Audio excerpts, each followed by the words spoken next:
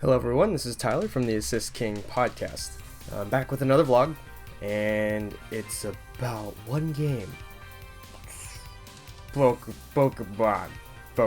Yeah, I ended up buying the game day one, I should say day -1 because it came out, it was released in the US 12 o'clock Eastern time for digital download, so I got it at 9. I checked on a whim and ended up picking it up at 9 at night. I got it a tad bit early. I think the most embarrassing part about that though is that I beat it in 2 days. Like all from getting your starter Pokemon all the way through beating the Elite Four and the champion. That was a commitment. I was joking with a friend of mine that I was talking to over the phone. It was like, yeah, I was playing it non-stop. If I was waking up out of bed, playing it. If I was making food, I was playing it. If I went to the bathroom, I was playing it. Literally non-stop.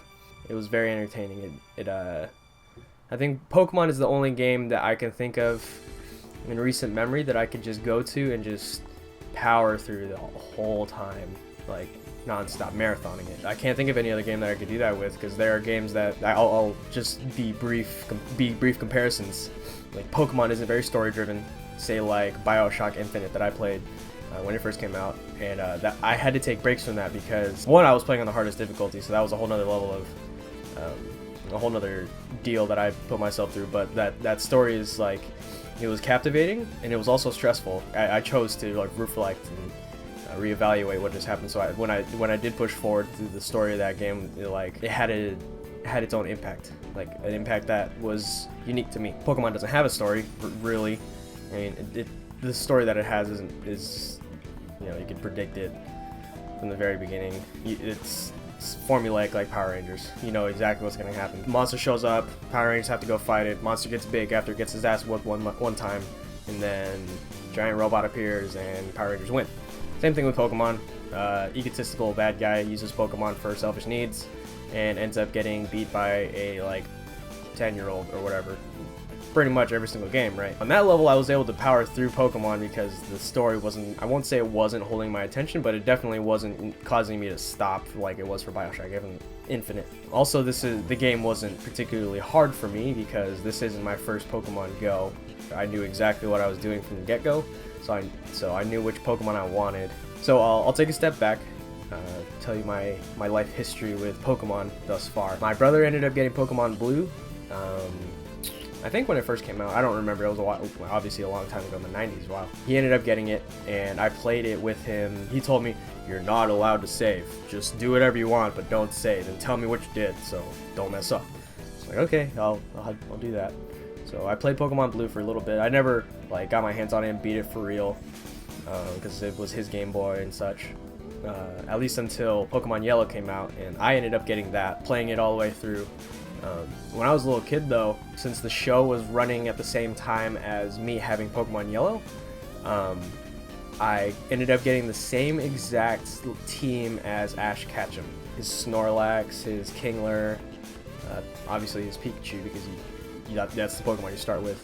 Actually no, he didn't run Kingler. He didn't have Kingler all the time. But the 3 starters, Squirtle, Bulbasaur, and Charizard, and Pidgeot. I had all of his Pokemon. Yeah, I remember vividly that I never beat the game. I was little. For whatever reason, it disappeared.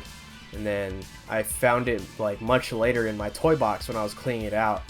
And after that, I still don't remember what happened to it. I just know I don't have it anymore, which is unfortunate. But so that was my first or second go at Pokemon. Later down the line, I ended up getting Pokemon Gold for my Game Boy Color. And I beat that. That game had my first and only shiny Pokemon encounter. It was a shiny Pidgey.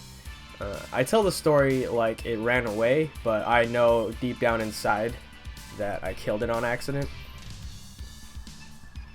I killed it. And then, much later, I think, well, either way, I ended up getting Pokemon Sapphire and beating that. That was a really big game. I've had a discussion with Michael about how that game is, we have differing opinions on it. I liked it a lot, just because it's Pokemon. I mean, I have no dislike for Pokemon, so I guess that's how that goes for me. But he really didn't like it because more than half the game you spend on water, and the whole time you're on water, you run the chance of experiencing a wild encounter with a Pokemon. And so it's really annoying. I didn't mind that much. So, I mean, I beat it after all. So that, and I ended up getting Pokemon Fire Red.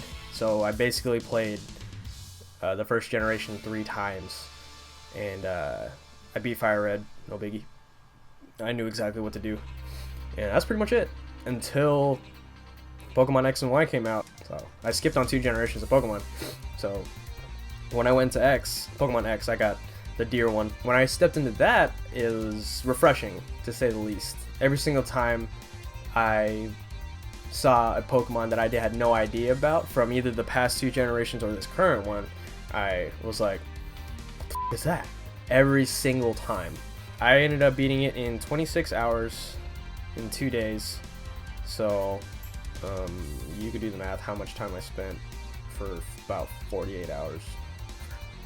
I ended up beating the Elite Four with Greninja, Charizard, Raichu, Pidgeot, Snorlax, and Lucario. So that was my team. That being said, Pokemon's cool. I like it. It's really, really fun. But enough about Pokemon, I guess. I have spent a lot of time playing it, but I'm actually kind of over it now after 3 weeks. It's kind of over and done for me. I went back to Monster Hunter. Big surprise. I think that's it for now. I do have my gripes with Pokemon, but I think I'll save that for another time. So yeah, thanks for watching and listening, and I'll talk to you again soon.